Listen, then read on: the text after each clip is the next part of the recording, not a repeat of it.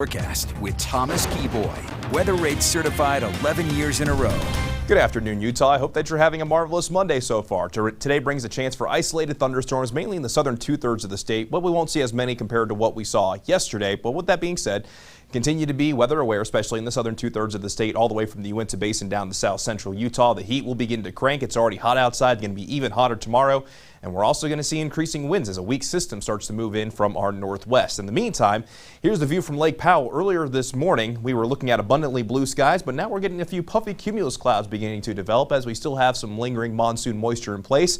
But Lake Powell, pretty nice place so far this early afternoon. And then at Sundance, looking towards Timpanogos, it doesn't get much better than that. That's an absolutely beautiful view looking towards Sundance. So for today, as I mentioned, the southern two-thirds of the state has a chance of seeing isolated thunderstorms stretching from the Uinta Basin all the way down into southern Utah, with really that best chance being south of I-70 into south central Utah, with a little bit less of a chance in southeastern and in southwestern Utah. But I wouldn't be completely surprised if we see an isolated shower or storm even in Washington County throughout the heart of the afternoon. But right on schedule, showers and thunderstorms are beginning to develop, and keep in mind, over in eastern Utah, it's still going to be very hard to see thunderstorms as the National Weather Service radar in Grand Junction continues to be down for maintenance. And at our national parks, once again today, flash flooding is going to be a possibility. Yesterday, it was a probability and expected at some of the parks, so with a little bit less of a chance, it's more so possible. But with the possibility being there, you still want to be aware of the weather. And on the other side of the coin of the flash flooding, there's also potential for isolated dry thunderstorms, so a lot to keep our eye on. And with the heat and the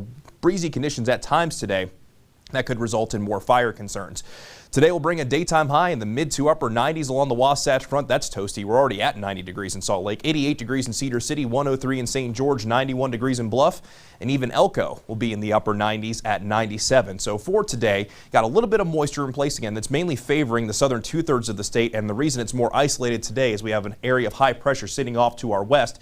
And as we go from today into tomorrow, that high pressure will start to move a little bit further down to the south, allowing more of that southerly flow to bring in some more of that monsoon moisture. And I'm thinking by tomorrow evening, we could even see a few isolated showers and storms as far north as the Wasatch Front, and that moisture lingers going into our Wednesday as the high pressure starts to fade away.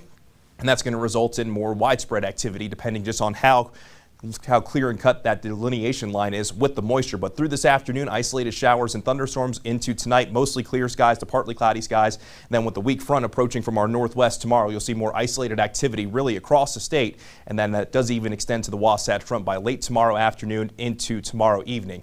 So for the next couple of days, we're going to have some storm potential across the state. But what everybody will see will definitely be the heat. 103 today in St. George, 104 tomorrow. A slight chance again on Wednesday.